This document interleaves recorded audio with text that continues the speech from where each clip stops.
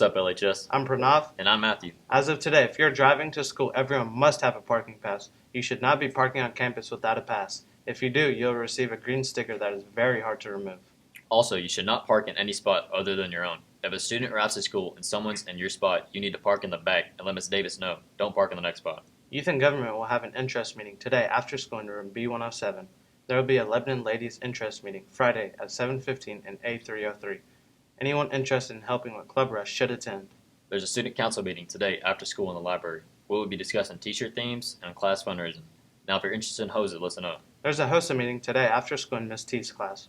HOSA sign-ups begin now. Cost for state and national affiliation is $16, and you must have or had one health science class in order to qualify. The first HOSA event is August 19th, which is senior night at the fair.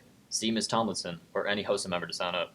Students, we want to encourage you to begin thinking about the Tennessee Governor Schools. Tennessee Governor Schools provide 11 challenging and high-intensity programs for rising 11th and 12th grade students. BDN will show a series of videos that demonstrate various subject areas offered.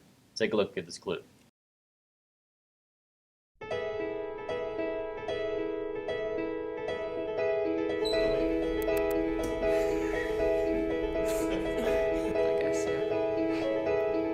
And camera is rolling.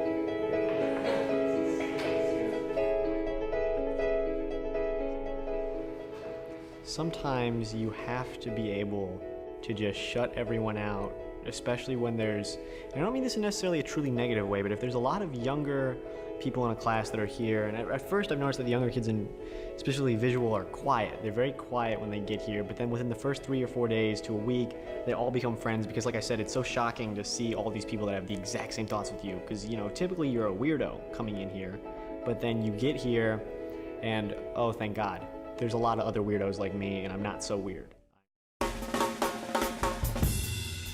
I'm better as a musician than I would have been if I just stayed in one zone. And I think that applies to anybody I know. I think being here at the Governor School in general you're in a place where you're outside of your comfort zone and you're being exposed to different things and different styles of music, different styles of art in general, You being ready as an individual and then connecting with the others. So we're ready as a whole. You go from being just one person to 67 people to one group. You can't just focus in on your part only. You have to constantly be listening. From the moment you start playing, somebody's depending on you. So, if that makes sense. I know people in each department, and I feel like everyone's pretty close. Like, even dance, they have I don't even know how many people they have, but I feel like everyone is pretty tight, or at least everyone knows who each other is in each department.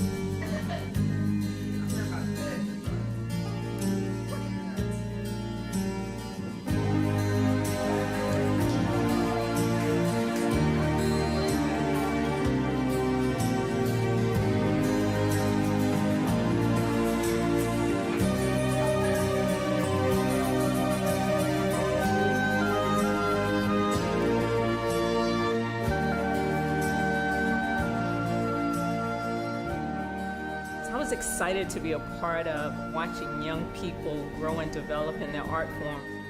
Like the first week that I arrived and classes started and I started observing classes, and I realized that having students that were totally engaged in what they're doing and instructors that are totally engaged and excited about sharing with their students, that this is exactly where I wanted to be and where I needed to be. Governor School is where I get to meet everyone, and I love almost everyone in the department.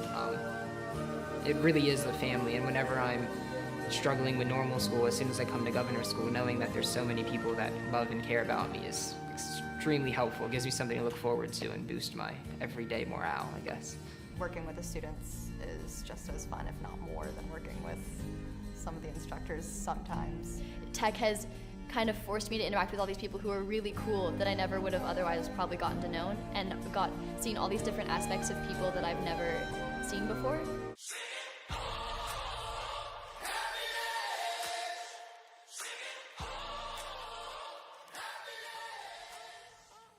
Remember, you could study ag science, business, humanities, and many more. BDN will have more information for you in the future. We are so excited football season is back, and our first game is this Friday at 7, the Jamboree. All teams will play a half game. Be sure to buy your tickets in advance, so all proceeds go to LHS football. The last day for bowling team tryouts are today, starting at 3:30 at Pro Bowl West. If you showed up for the first set back in May and turned in your sports physical, then you will not need another one. If you are trying out for the first time, make sure your sports physical is in hand at 3:30. The ACT will be here before you know it. The first date of this year is September 14th, and you must be registered by tomorrow, August 16th, on ACT.org. Here's some of the test-taking tips to help you. Hey guys, it's Brooke with Super Tutor TV, and today I'm going to tell you about how to cram for the ACT. If you're a procrastinator and you are looking at taking this test very soon and want to do whatever you can and don't have a lot of time to prepare for this test, we've got a few tips for you today to help you navigate your limited prep time as wisely as possible. The first thing that you should do, and this is just really important so that you can show up test day and kind of know what you're doing, is to familiarize yourself with the test. And the first step to familiarizing yourself with the test is to get a hold of a copy of the test. The best way to do that is you can download a full copy of the test, print it out, and read through the directions. Check that stuff out, understand what it is that you have to do, and familiarize yourself enough so that when you show up on test day, you're not spending time reading directions, you're spending time just doing the test. Time is one of the most challenging things on the ACT, so you want to be ready for it. You want to kind of know at least what's up so that you don't waste that time figuring out what you have to do. The other thing to be aware of is that there is no penalty for guessing on the ACT. This also is in all the instructions, etc. But you should know that, so if you do run out of time, you just are going to put B, B, B, B, B, B, B, B, B for everything that's left so that you can at least have a chance at getting some points. The second thing that I recommend is that I actually have my #1 secret tip videos series for this particular test. What they are is just some basic tips that give you a little bit of a mind's eye into how to approach some of the questions in each section. In particular, if you're a crammer, the science tip, the English tip, and the reading tip are going to be most useful to you. The math tip is really focused more on people who have a little bit more time to prep. So if you've got like a week or a few days and you want to put in some time, that video could also be of help to you. The third thing that I recommend is you actually try to take a practice exam. The most difficult part of the ACT is time. And the easiest thing to improve on a little bit in a very short amount of study time is pacing. Now, I understand that you might not have time to take an entire practice exam. And if that's the case, what I would recommend is do at least 2 or 3 questions from each type of section so that you're familiar enough with each section that you kind of get what you have to do. If you can, use a watch, use a stopwatch, try to time yourself as you go so that you can kind of pace yourself and know how far you are and be a little bit aware, and just know up front that this test is hard to finish on time. If you know that going in, you're going to benefit from that and be able to pace yourself a little bit better.